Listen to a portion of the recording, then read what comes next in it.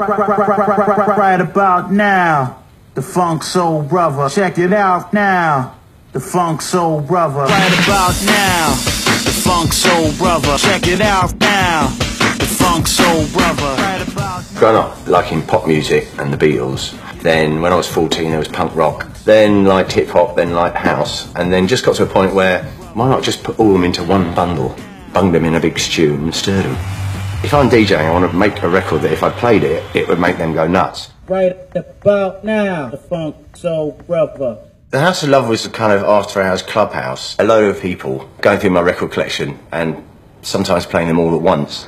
It's where I formed quite a lot of the idea of skint, I think. That sort of eclectic mix. Yeah, and I remember you coming to me and saying, you know that kind of music that we play back at your house, could you actually make a record like that? Sort of hip-hop at the wrong speed. We got fed up with going up to the Heavenly Social every weekend, and we thought we'd save the petrol by opening a club down here. It sort of very quickly turned from this oddball once-a-month thing into our clubhouse. It's the most beautiful sort of clubbing experience I've ever had. Rockefeller Skank gelled when I played Sliced Tomatoes by the Just Brothers at the Boutique. And everyone was like, so groove, we can get this. When I got home, it was like the first thing was, right, that thing that I played at the Boutique, I said, let's see what we do with that. So it was quite direct and immediate, the response from the crowd way of making records. To be honest, this whole studio is a bit of a museum, but this is how I roll. This is how I learnt to make music. This, for me, was the most fun bit. Abuse of quite primitive electronic equipment. Actually getting involved with crate digging records. Basically, you're either looking for tunes that as a DJ you'll play that nobody else has got, or you're looking for samples. I catalogued every single breakbeat that I knew about with the BPM and in brackets how many copies I had, because you had to have 2 copies in those days. There was no samplers, so to DJ with them you needed 2 copies to maintain the break. This is the sign of a misspent crate diggers, beat collectors youth. Check it out right about now. It's the Funk Soul Brother, the Lord Finesse.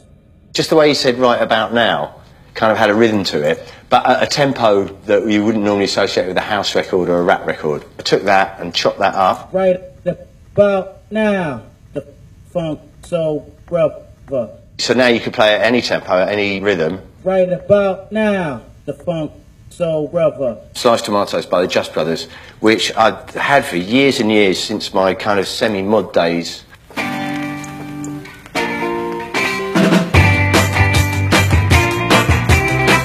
By this point I'm thinking we're onto something here. We've got a hook and we've got a really good riff, and we just need one more element. And I was on holiday in Bali watching surfers for the first time and thought, surf guitar. By the time I got home it's like, I think we've got the 3 elements, bung drum beat on it, and that's the single.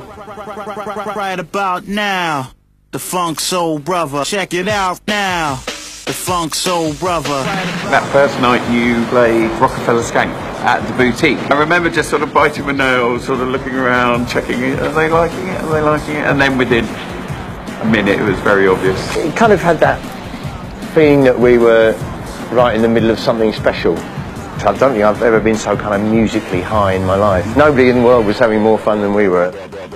The night before we filmed the video for Rockefeller Skank, I was in a hotel room in LA, and this was left in my hotel room. It says Spike Jones, Rockefeller, and inside was a letter. I never met Spike or knew him at this point. It says, Norman, I like your song a lot, and I saw this guy on Hollywood Boulevard dancing to it, so I made you a video. Hope you like it, Spike. I saw the video, said, right, scrap the very expensive video we're making, let's get this Spike Jones fella in to do it. Sadly we couldn't because they'd already started filming it, but he did get to do the next one, which is Praise You.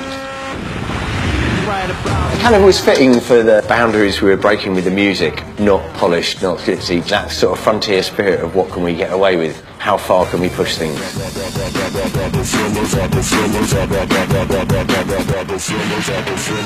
Kind of felt like we really properly nailed it this time. The formula was now in place and we knew exactly what we were doing, and it could be bigger than making records for one particular nightclub. It could be for the whole beach rather than a big boutique. Because I had to put in those hours and I knew what the dancers wanted, and it worked beyond the DJ set.